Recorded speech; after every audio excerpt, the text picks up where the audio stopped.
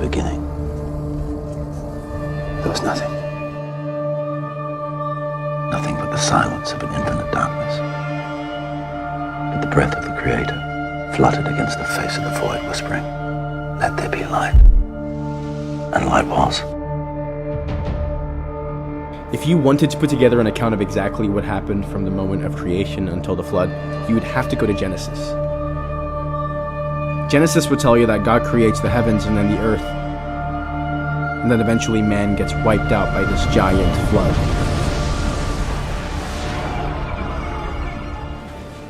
This is the same story we've all heard for literally thousands of years. But recently I've been wanting to dig a little bit deeper. Well, something caught my eye when I was reading the Bible one day. It was this strange word I had never seen before. In Genesis 6:4, it talks about a time when these Nephilim used to live on the earth. So the Nephilim is this kind of mysterious subject that kind of pops up throughout the Bible. It's this ancient race of giants that used to live on the earth. These were actually the sons and daughters of fallen angels. You see, these Nephilim actually have an origin story, but their story is only found in a certain book, and it's called the Book of Enoch. The Book of Enoch is really part of a larger story. It explains the context of how humanity fell into sin. It paints you this picture of exactly what is going on in the background of these biblical stories like Noah's Ark. You see, once upon a time, God literally floods the entire earth, and it really makes you wonder, what did men do to deserve such a detrimental fate?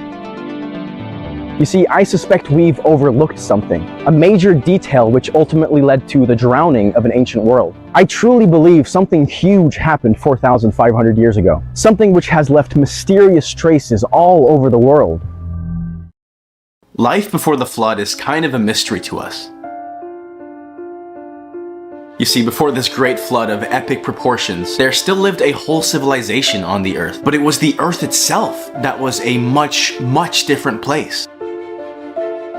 I truly think this is a question that every single Christian has thought about at some point. What was life like before the flood?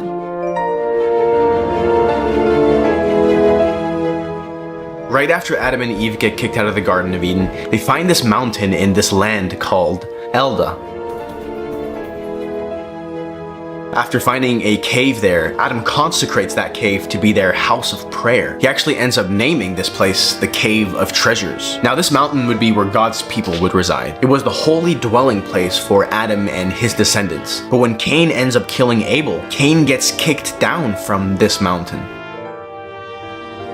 So now picture this, you have two societies that have now formed. Adam and Eve and their descendants who lived on top of this holy mountain, and then Cain's descendants who lived at the base of this mountain. And this is important to know, because this is the basis on how the world was structured at this point. It simply came down to God's people and then Satan's people. Life on this mountain was actually very, very interesting, because this was the place where the righteous exclusively lived. You actually had to be born there to be able to live there. Cain's descendants were simply not allowed up. So this was a very tight-knit community, and they walked very closely with God. Their rules were very simple. Number 1, do not sin. And number 2, do not, under any circumstance, come down from this mountain. See, after time goes on, Cain, the very first murderer, would build cities at the base of this mountain, and Seth's descendants were strictly forbidden from coming anywhere near these cities. They were to stay away by any means necessary from Cain's ways, but most importantly, it was absolutely imperative that they would stay away from Cain's daughters, because this was Adam's dying wish. But of course, shortly after the days of Yared, the descendants of Seth would start to rebel against this rule. The sound of Cain's music and parties would echo up this mountain, which would eventually entice Seth's descendants to come down that mountain. And this is what ultimately started the fall of the children of Seth. So after the first 1,000 years, after the rule of Yared, that's when we start hearing about the disciples of Satan. It's described how the sons of Lamech invented these musical instruments. The musical instruments they created, such as harps, flutes, and drums, they were inhabited by devils. The children of Cain, influenced by these instruments, engaged in this wild lifestyle of fornication. Satan ended up taking advantage of this situation to tempt the sons of Seth. After getting enticed by the beauty and unashamed nakedness of Cain's daughters, they would fall into lust and fornication.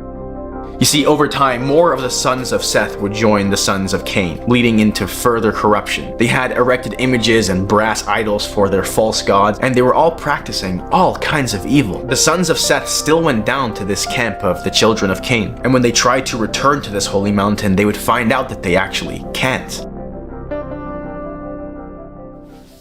Adam has fallen. And the children of men were multiplying. In those days, our daughters were beautiful. But the angels, the sons of God, they saw, and they were consumed with lust. One day, they decided that they wanted to come down to earth and marry our women. They wanted to have children of their own. But Semyaza, the chief angel, the leader of the Watchers, he gets scared that he would get punished alone for this great sin. So those angels, they bound themselves together with a sacred oath. They swore they would never abandon this plan, strayed from the Creator. See, they descended in the days of Jared on the summit of Mount Hermon, and they took unto themselves wives. Each chose for themselves one, and they began to defile themselves with them. These angels taught these women charms and enchantments, magic. But when these women became pregnant, they bore the great giants. They consumed all our food, and it wasn't long until it was impossible to sustain them. And when our supply ran out, the giants turned against men.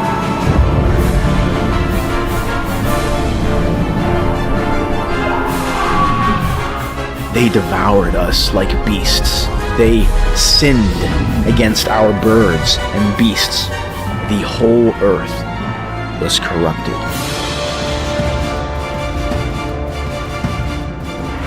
Eventually, one of those fallen angels named Azazel taught men about this substance called metal. It allowed us to make swords, knives, shields, and breastplates, and so much godlessness arose. The whole earth was filled with blood and injustice.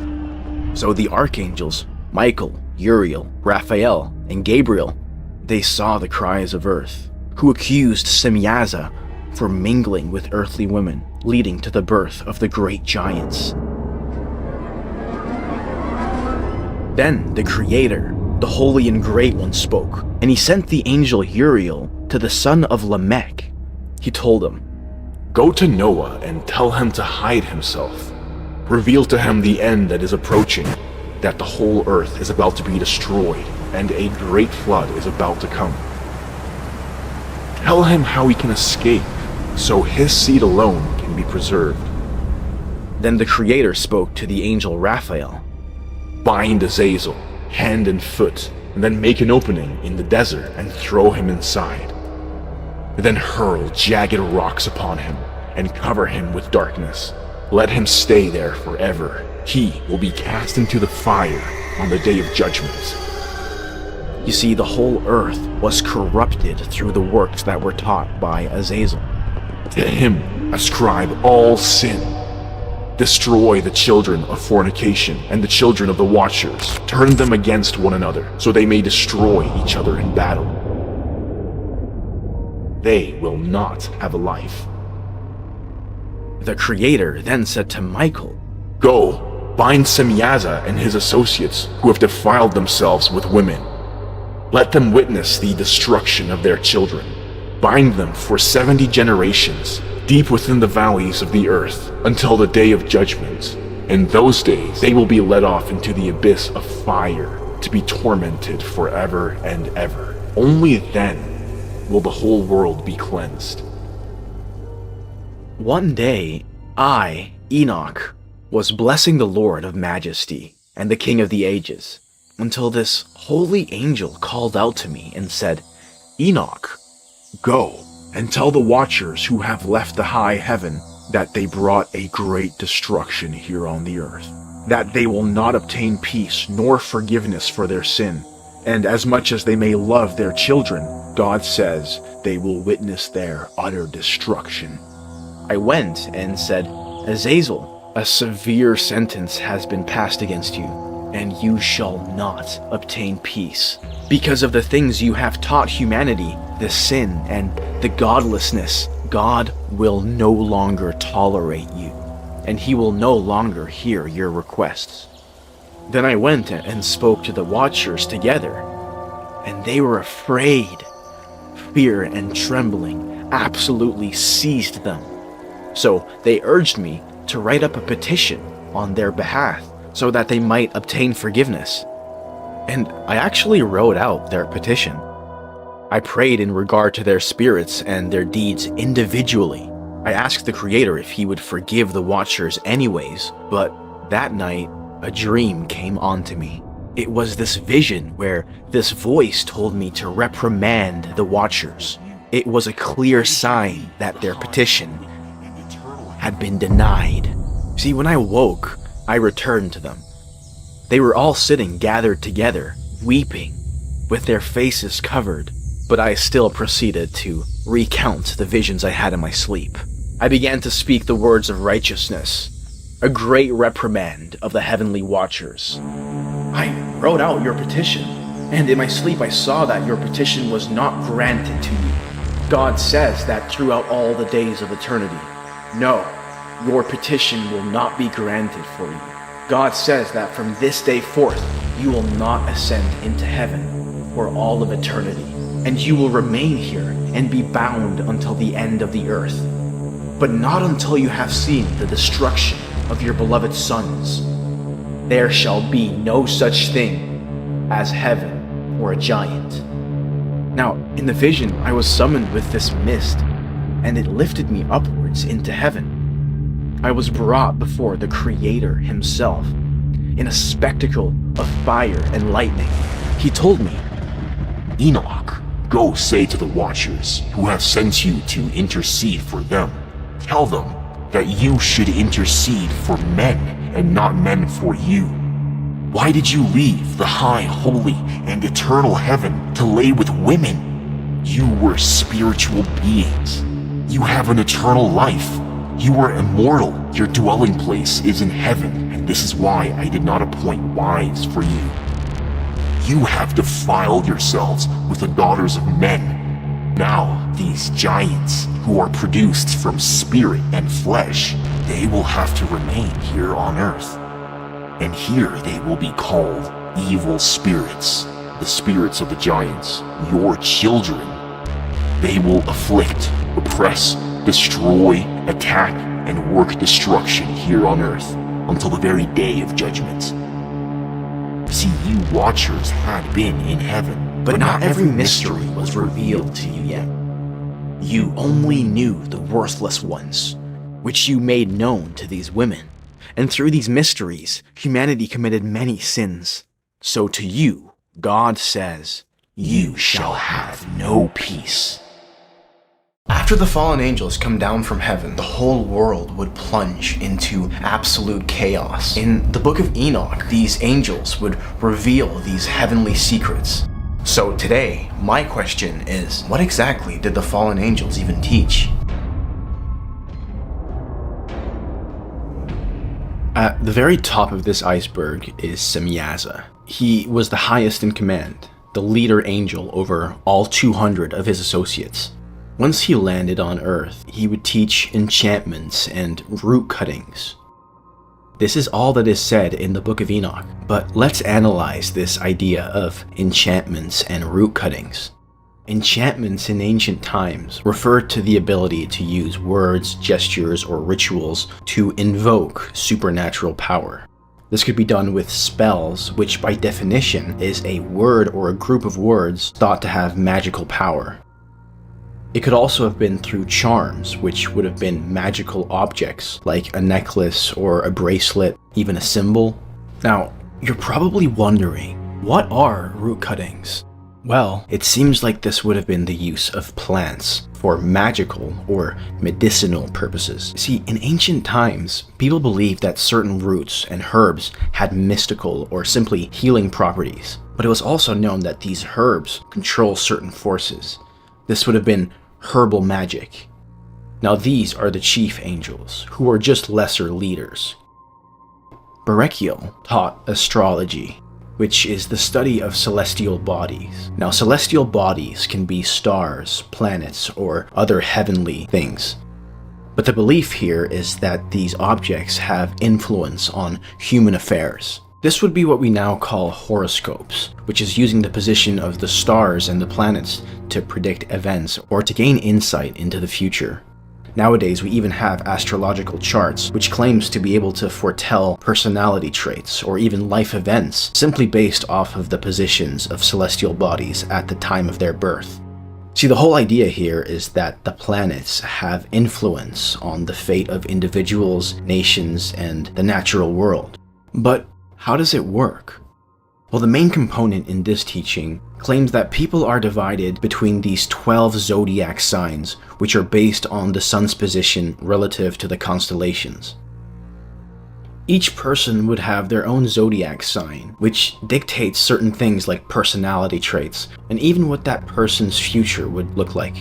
This was a real method for divination. It's important to remember that God is against this. However attractive astrology may seem, you're more than just your birthday. You're a human being, and constantly worrying about your future is simply unhealthy.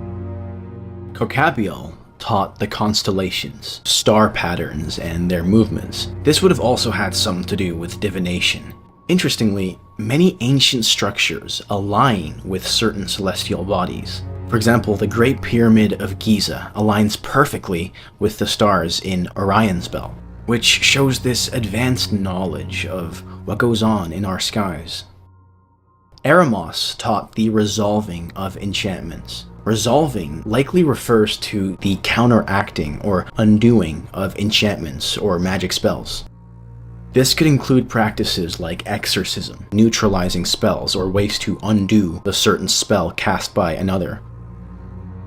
This was viewed as dangerous because the act of resolving enchantments was viewed as manipulating or controlling supernatural powers which humans don't have authority for. Ezekiel taught the knowledge of the clouds, so by extension this would be weather patterns. Clouds were often linked to divine presence, or the activity of divine presence. It was viewed as the medium, the very gate or receptacle from which the rain comes out of. Now Sariel taught the course of the moon, which we assume has something to do with its cycles. He likely taught the lunar calendar and the different phases of the moon. The moon was a very important thing in ancient times for both practical things like timekeeping, but also for mystical reasons. They thought the cycles of the moon affected behavior of people or animals, as well as fertility in certain cases. These are the rest of the Watchers, who don't seem to be leaders over anyone. However, they still commit some of the worst crimes. The most prominent fallen angel was Azazel, who taught people how to make swords, knives, and shields, and breastplates. He taught people the metals of the earth and the art of working them. He showed humanity costly stones and how to make bracelets and ornaments, as well as the knowledge of beautifying the eyelids.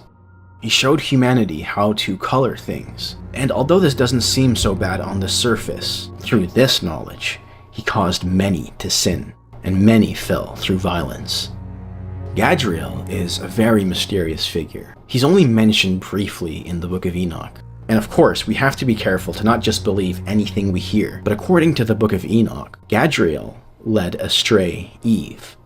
insinuating that the snake in the garden was rather a fallen angel, which alludes to the forbidden fruit in the center of the garden, meaning something much more sinister, something metaphorical.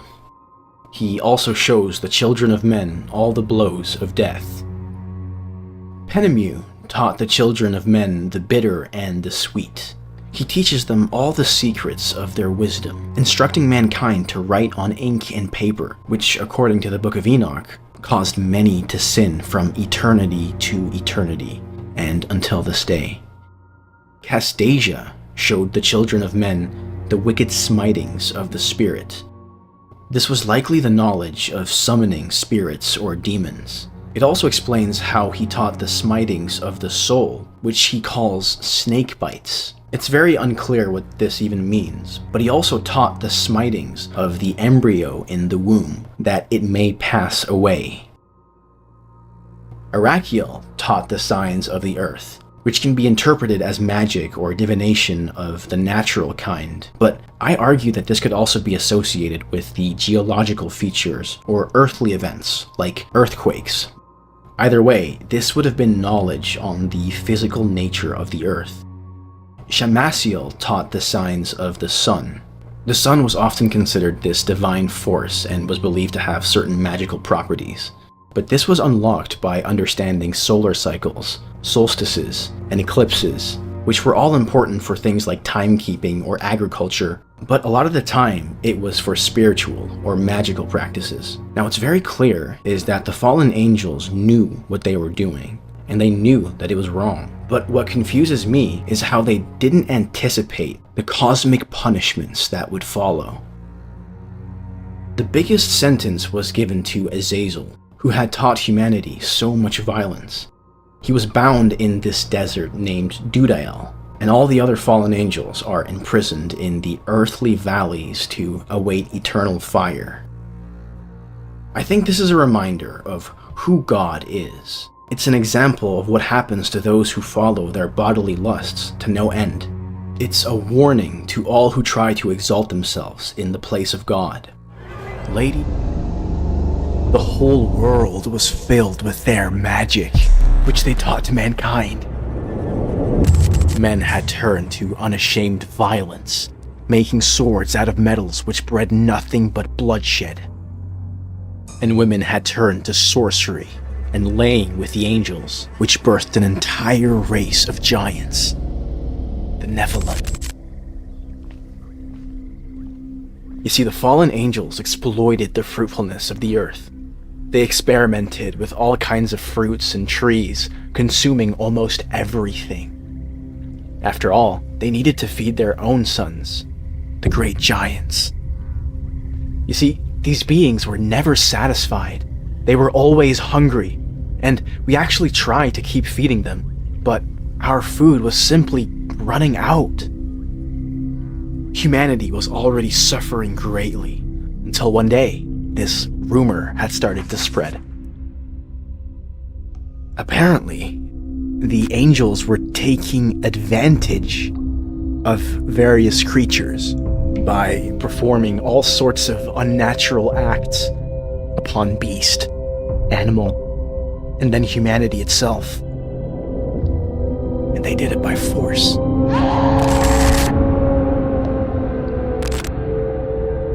You see, it was 200 angels who came down in the days of Jared. And eventually, these angels started to capture humans, along with 200 beasts from every animal and from every bird, for crossbreeding. They were experimenting on us. They were mixing and matching these different creatures to create something new. So they defiled humans and animals and gave birth to these strange new creatures who were alive and aware, but they lacked true knowledge. They weren't like us. See, eventually they introduced these new animals, some of which towered into the sky just like the giants, but they were unhinged monsters and relentless. They craved for flesh and blood, and they'd lose their minds for it. And as these beings multiplied, so did the bloodshed here on Earth. The monsters and the giants devoured humans, literally tearing us apart, limb from limb, and drinking our blood. As monsters and giants reproduced with angels and humanity, the earth descended into deeper and deeper corruption. The fallen angels had defiled all creation and tainted the earth with their vile fingerprints. So humanity called out to the Creator, and he responded with a promise, a prophecy for the coming of a great flood. Now, why is this important? Because there is a whole backstory that we have completely forgotten about. And to be fair, Enoch is not biblically canon, but let me ask you this question. Where do demons come from? You see, the average Christian just thinks that anything demonic is just fallen angels, and that's because of Revelation 12:9, where it talks about this great dragon, Satan, who is the deceiver of the whole world. But it never specifically says that this is where demons come from. The truth is, the Bible doesn't really answer this question at all. And it's kind of strange, because 1/3 of Jesus' ministry was casting out demons. Well, if you go a little further in the book of Enoch, now you start getting to the truly mind-bending stuff. These giants weren't created by God. Their souls weren't registered in heaven, so there would be no such thing as heaven for a giant. So in the end, when the Nephilim would die, their souls would be bound to earth to wander as evil spirits who oppress man. These Nephilim would ultimately become what we would know as demons today. Now, mind you, this was common knowledge 2,000 years ago. The Book of Enoch is, again, by no means canonical, but it was a verbal story that was passed down by generations. And people knew this story because obviously it answers a whole lot of questions. But this brings me back to my original inquiry. Once upon a time, God floods the entire earth. So what did men do to deserve such a detrimental fate? Don't get me wrong, sin was already here on the earth, but after the fallen angels came down, sin became rampant everywhere. And it really starts with the wives of those angels. You see, in a relationship, people tend to talk. Over time, as these relationships continued, these angels would end up revealing these heavenly secrets. You see, after all, these were immortal beings who were there when the earth was created. These angels had known hidden knowledge about our reality that we can only describe as magic. So when this hidden knowledge was passed down to humanity, this would defile entire generations, separating them even more from God. But this is only the tip of the iceberg. It actually goes much, much deeper than this. I mean, God flooding the entire earth is such a personal and severe consequence. I never really understood why God would ever do such a thing, until one day I find out about this thing called the Dead Sea Scrolls. Scholars at the Hebrew University in Jerusalem undertake the painstaking work of piecing together bits of ancient biblical scrolls found in a mountain cave near the Dead Sea. It's probably one of the most significant discoveries of the 20th century. After this kid stumbles in this cave by the Dead Sea, he ends up finding these 2,000-year-old scrolls.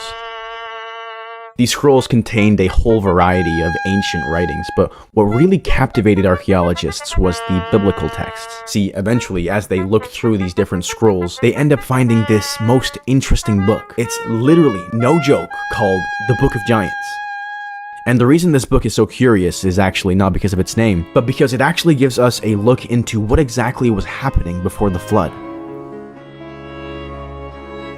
So the Book of Giants starts off with the fallen angels coming down from heaven. It sets the scene by telling us how they bring both knowledge and havoc. The fallen angels exploit the fruitfulness of the earth, dominating over every single living creature and plant in the world. The story then talks about how the angels choose various species for miscegenation. Miscegenation, to put it simply, is crossbreeding. In other words, genetics. And in this book, it literally says that these angels were creating giants and monsters. There actually is a 2,000-year-old book about cross-species genetics, and they found it in a cave. See, if the story is true, then no wonder that we have all these false gods and mythical creatures. The fallen angels had genetically engineered beings that humans ended up worshipping. And this is where we went wrong. After idolizing these new creatures, the fallen angels, the Nephilim, these monsters, they became our new gods. But of course, it doesn't stop here. This is where we get the weird half and half mythical creatures that you keep seeing throughout history. But if you really pay attention, you'll notice that a lot of these mythical beings are part human. Think of centaurs and minotaurs. Look at ancient Egyptian art. They often depict this half animal, half human being. Now, this Book of Giants really does insinuate that humans took place in this crossbreeding one way or another. But what absolutely confirms this is actually in the Bible itself. In Leviticus 18, it talks about this previous nation that was wiped out because of their sexual relations with animals. Leviticus 18 says, "Do not have sexual relations with an animal. Do not defile yourselves in any of these ways, because this is how the nations that I am going to drive out before you became defiled. Even the land was defiled, so I punished it for its sin, and the land vomited out its inhabitants." Now, in Jude, it literally references the Book of Enoch as an example for why God wipes out Sodom and Gomorrah. Again, it was because of sexual immorality and going after strange flesh. And the angels who did not keep their proper domain, but left their own abode, he has reserved in everlasting chains under darkness for the judgment of that great day. As Sodom and Gomorrah and the cities around them, in a similar manner to these, have given themselves up to sexual immorality and gone after strange flesh, are set forth as an example, suffering the vengeance of eternal fire. This strange flesh theme, this crossbreeding theme, has a very obvious connotation of genetics and DNA. You see, God wanted to keep humanity's DNA absolutely pure. Anyone messing with this would absolutely piss off God. And this is what the flood was really about. It was all about genealogies. You see, I think that the reason why God floods the world is because of how much those fallen angels had altered the world. They had altered the plants, the animals, the humans, down to our DNA. The reason why God floods the earth and saves Noah was because Noah was perfect in all of his generations. The earth was also corrupt before God, and the earth was filled with violence. So God looked upon the earth, and indeed it was corrupt, for all flesh had corrupted their way on earth. All flesh. If you remember in Genesis, the Bible actually tells us that Enoch was taken up to heaven. He never actually died. Well, I found this most interesting book, and it's all about his journey into heaven. Now, the latest versions of the story are written in this old kind of English. So, with the help of ChatGPT, I've translated it into a much more understandable version. This is the Book of Secrets translated into modern English. Once upon a time, there lived a man named Enoch. And it all started while he was resting. In his sleep, he felt a great distress, weeping without understanding why. Suddenly, these two men appeared, who were larger than any man on earth. Their faces shone like the sun, eyes burning bright with light, with wings brighter than gold. Standing at his bed, they called Enoch by name.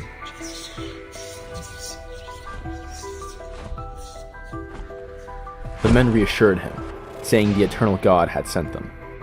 Enoch would ascend to heaven with them that day. The angels carried him on their wings, lifting him to the first heaven and setting him on the clouds. I gazed upwards and saw the ether. They positioned me on the first heaven and revealed a vast sea, greater than any sea on earth. They presented to me the elders and the leaders of the heavenly orders, revealing 200 angels who govern the stars and provide their services to the heavens. They revealed to me the treasure house of the dew, resembling olive oil. Many angels guarded these treasure houses. Those individuals then took me and led me up to the second heaven. They showed me a darkness more profound than any earthly darkness. There I witnessed prisoners suspended, perpetually wailing throughout all hours.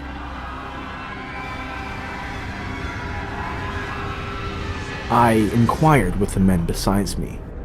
They replied, "These are God's apostates, who disobeyed God's commands and turned away with their prince, now confined in the fifth heaven."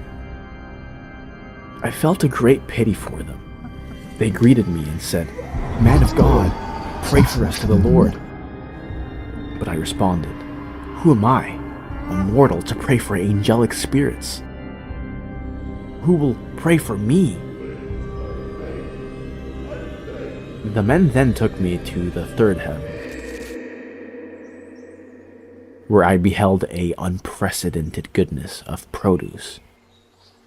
In the center stood the tree of life, an unexplainably good and fragrant tree. It had a golden, vermilion, fire-like appearance, covering everything and bearing fruits of all kinds. Paradise exists between corruptibility and incorruptibility.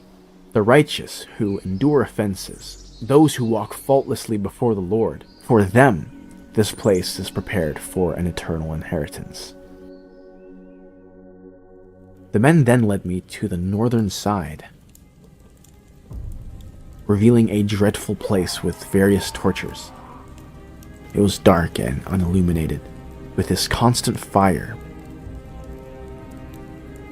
The entire area was filled with fire, but also frost, ice. Angels with angry weapons inflicting severe torture. After witnessing this horror, the men explained that this place is prepared for those who dishonor God. For those people is this place prepared as an eternal inheritance.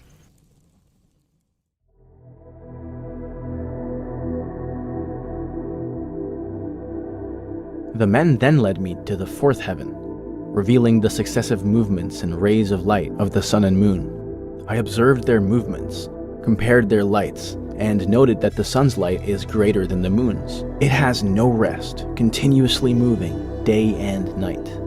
During the day, 15 myriads of angels attend to it, and at night, 1,000 angels.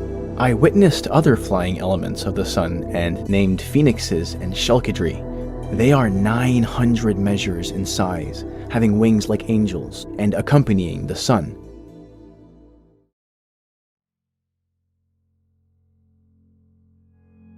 The men then escorted me to the fifth heaven, and stationed me there. I beheld numerous and innumerable soldiers known as the Grigori, appearing human but of immense stature, surpassing even the great giants back on Earth. Their faces were withered, their mouths were eternally silent, and there was no service conducted at all in the fifth heaven. So I questioned those men with me. Why do those beings appear to be so withered, so melancholic, and why do they maintain such a perpetual silence? These are the Grigori, who were led by their prince, Satan, and rebelled against the Lord of Light. After they fell, some were confined to the great darkness in the second heaven. 3 of them descended to earth, specifically to Mount Hermon, violating their vows. They beheld the daughters of man, were enticed by their beauty, and took them as wives, fostering great evil. God, in his judgment, decreed a severe consequence upon them, and they will face punishment on the Lord's day. So now they lament for their brethren. Immediately after this, those men transported me to the sixth heaven, where I observed 7 bands of angels, radiant and glorious. Each of their faces shined more than the sun. They regulate the celestial orders, and ensure the proper governance of the world. In the face of wrongdoing, they issue commandments and instructions to counteract them. You see, these are the archangels, who oversee life in heaven and on earth. These angels engaged in this sweet and resonant singing, offering praises to the Lord. To describe their singing is beyond comprehension. Those 2 men then elevated me to the 7th heaven, where I beheld an immensely bright light. There were archangels, incorporeal forces, dominions, orders, and governments. There were cherubim, seraphim, thrones, and many-eyed beings, forming 9 regiments known as the Ionate Stations of Light. I trembled at this sight. The men reassured me, saying, "Be courageous, Enoch, do not fear." They then showed me the Lord from a distance, seated on his exceedingly high throne. All the celestial troops would assemble and stand on these 10 steps according to their rank. They would then bow down to the Lord and return to their places with joy and happiness, singing songs in this boundless light. In gentle voices, they sing before the Lord, "Holy, holy, the heavens and earth are full of your glory." As I witnessed these celestial scenes, the men who accompanied me said, "Enoch, this is as far as we can go with you." And then they left, and I never saw them again after that. Alone, at the end of the 7th heaven, fear overcame me, and I fell flat on my face. Then the Lord sent the glorious archangel Gabriel to comfort me. He said, "Have courage, Enoch. Do not fear. Come with me." Troubled, I replied within myself, "My Lord, my soul has left me due to terror and trembling." But Gabriel swiftly lifted me up like a leaf caught in the wind and placed me right before the Lord's face. There, I saw the 8th heaven, known in Hebrew as Muzaloth, which is responsible for changing seasons, drought, wetness, and the 12 constellations. Beyond, I glimpsed into the 9th heaven, which is called Kushivim in Hebrew. This realm is the heavenly home of the 12 constellations. On the 10th heaven, known as Aravoth, I witnessed the appearance of the Lord's face, resembling iron heated in fire, emitting sparks and burning. In that fleeting moment of eternity, I beheld the Lord's face, indescribable, marvelous, and terribly fearsome. Who am I to describe the unspeakable being of the Lord and his wondrous face? His immutable beauty is beyond description, and who can express the indescribable greatness of his glory? Overwhelmed, I fell prone and bowed down before the Lord, who spoke to me with his lips. Have courage, Enoch. Do not fear. Arise and stand before my face into eternity. And then the archangel Michael lifted me up and led me before the Lord's face. The Lord addressed his servants, testing them. Let Enoch stand before my face into eternity. The angels bowed down and said, "Let Enoch go according to your word." The Lord instructed Michael, Go, take Enoch from his earthly garments, anoint him with my sweet ointment, and clothe him in the garments of my glory. Michael followed the Lord's instructions, anointing and dressing me. When I looked at myself, I was transformed into one of his glorious ones.